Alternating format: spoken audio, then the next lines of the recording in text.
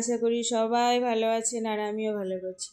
তো আর একটি এপিসোড নিয়ে আপনাদের কাছে চলে এসেছি আমি।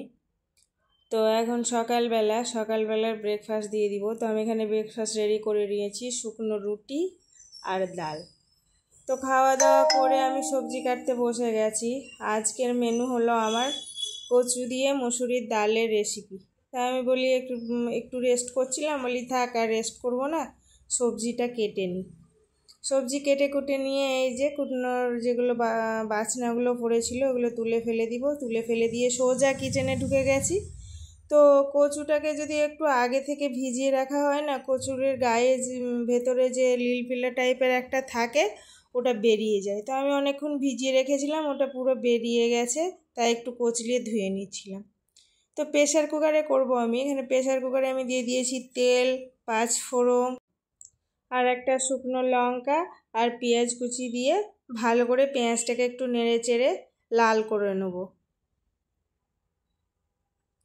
তো পেঁয়াজটা লাল হয়ে গেছে, এবার আমি দিয়ে দিব আদা রসুনের পেস্ট। আর এই কচুটাকে লাস্টবার আরেকবার ভালো করে ধুয়ে নিচ্ছি। কচু যত ধুবেন এই সাদা সাদাগুলো বেরিয়ে গেলে না মুখ চুলকায় না, এগুলো বেরিয়ে গেলে মুখটা চুলকায় না, ওই জন্য কচুকে বারবার ধুয়ে নেওয়া ভালো। তারপরে মসুরির ডাল দিয়ে দিলাম। তারপরে এবার সব মশলা দিব, জিরে ধনের গুঁড়ো দিলাম, লবণ, হলুদ আর লঙ্কা গুঁড়োটা দিব না, আপনারা চাইলে দিতে পারেন, কারণ আমার মেয়ে খাবে তো প্রচণ্ড ঝাল হয়ে যাবে, তাই দিব না। তো আমি ভালো করে কষিয়ে নিয়েছি। খুব সাদা মাটা একটা সিম্পল রেসিপি এবং খেতেও খুব টেস্ট লাগে, আমার ফেভারিট, আমার কচু খুব ভালো লাগে। তো আপনারাও রান্না করে খাবেন, দেখবেন ভালো লাগবে। কষানো হয়ে গেছে, এবার আমি জল ঢেলে দিব।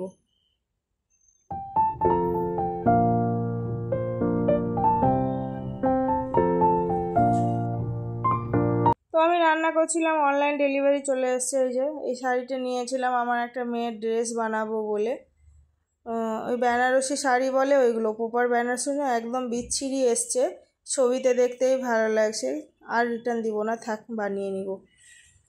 তো আমার ডালটা রান্না হয়ে গেছে, খুব ইজি সিম্পল রান্না একটা, খুব তাড়াতাড়িও হয়ে যায়। এই যে আমি এবার ঢেলে নিলাম বাটিতে। তো রান্নাটা পুরোপুরি আমার কমপ্লিট।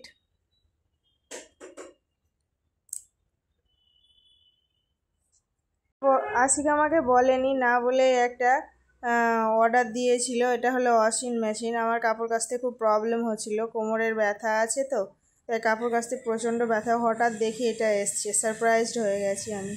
তো আজকের ভিডিওটা আমি বেশি বড় করিনি, এই অবধি ছিল। যে যেখান থেকে দেখছেন প্লিজ একটি লাইক করবেন, আপনারা একটি লাইক আমাকে সবারই কাছে পৌঁছে দিতে সাহায্য করবে। তো সবাই ভালো থাকবেন, খোদা হাফিজ।